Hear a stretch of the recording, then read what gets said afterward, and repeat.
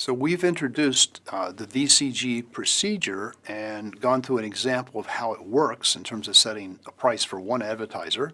Now we want to go through in a little more detail what that procedure is and why it works, as well as going through some examples of what it does. So remember, the VCG procedure is the Vickery-Clark-Groves procedure, and it's a generalization of the second price auction to selling multiple items to multiple buyers. This VCG procedure has two important properties. The first is that truthful bidding is a dominant strategy, and we'll talk a little bit about that one in a second. The second is that the matching you get from the VCG procedure maximizes total valuation when everybody bids truthfully, as we're going to claim that they do. That second claim follows directly from the procedure itself, if the announced values are true, because the procedure says take the announced values and compute the total valuation maximizer. So we get the total valuation maximizing matching if we have true values. The real key is what are the values going to be and are they true? That first claim is correct, that it's a dominant strategy to bid truthfully, and the proof of that's in the book. Rather than run through the proof here, we're going to talk about why it's true, and then we'll actually begin to use it. So to think about why it's true, let's think about what an advertiser does here. If advertiser J bids truthfully and gets assigned slot I in the VCG procedure, J's payoff is going to be VIJ, his value for slot I, minus the VCG price that J is charged for slot I, and that's PIJ. Now remember what that price is. That's the harm that J causes to the other advertisers by taking away slot I. Now alternatively, J can misreport. He could just lie about his values. If he does, he might get assigned a different slot. Suppose he does get assigned a different slot, say slot H. What's his payoff going to be? Well, his payoff is going to be his actual value for slot H, which is VHJ, minus the VCG price for slot H, which is PHJ. That's the price we would charge J if he's given slot H, given all the announced values. Remember, that's the harm he causes everybody else by taking slot H. The first and most important fact about this procedure, and the one that's really critical for making truthful bidding a dominant strategy, is that J's bid doesn't affect the price he pays. All it can do is nothing in terms of changing what happens to him, or it can affect the slot he gets. Remember, for any slot he's assigned, the price he pays is the harm he causes to everybody else, and his bid doesn't affect that. That's just like what we saw in the second price auction, that if you win the auction, you aren't charged your bid, you're charged the second highest bid. That's the harm you cause the other bidders by taking the item. They're a single item in the typical second price auction. Your bid doesn't affect that price. All it does is affect whether you win or lose. The same thing is true here with the VCG procedure. Your bid affects what you get, slot I or perhaps slot H, but not what you pay. So we need to argue is that J doesn't want to misreport to get an alternate slot, because that's the only reason he might misreport. It can't affect his price anyhow, just as we saw in the second price auction.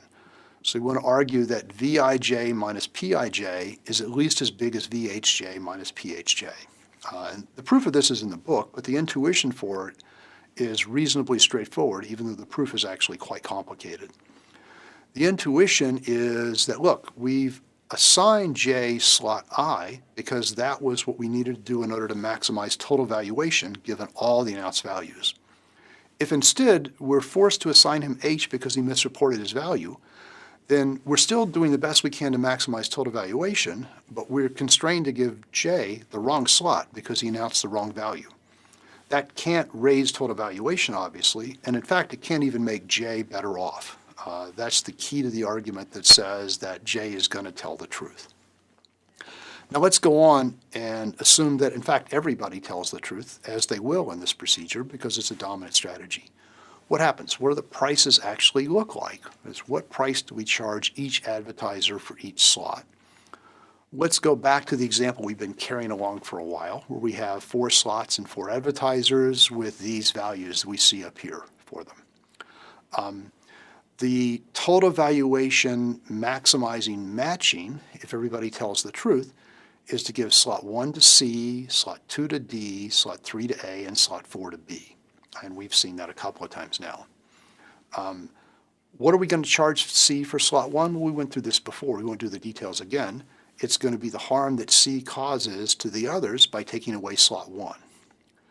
Let's look instead at how much we're going to charge advertiser D for slot 2. That will be the harm D causes to everybody else by taking slot 2. It consists of two pieces.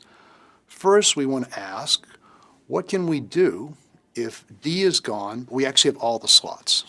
And then we'll subtract from that what we can do if D is gone, but D took slot 2 with him. That difference will be the harm D causes to the others by taking slot 2. The first term, remember, is what we can do if we have all the slots and we have advertisers C, A, and B.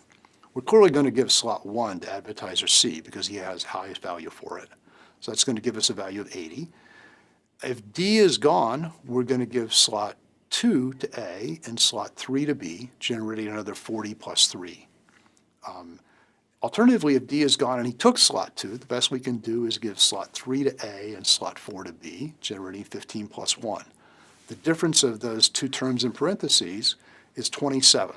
That's the harm D causes by taking slot 2. That's the price we're going to charge him, 27 for slot 2. We can do the same thing for A's price. What harm does A do to everybody else by taking slot 3? Well, if A is gone, but we have slot 3, what are we going to do? We're going to give 1 to C and 2 to D, because that's clearly the optimal thing to do. The only thing that's going to change here, based on whether A is gone and took 3 or not, is what do we do with advertiser B? If A didn't take slot 3, we give it to advertiser B, giving him a value of 3. If A did take slot 3, all we can do is give advertiser B slot 4, generating a value of 1. The difference of those values is 2. That's what we're going to charge A for the third slot. B is really easy. Right? B doesn't create any harm to anyone by taking slot 4 because no one else wants it. So the price that B pays for slot 4 is simply 0.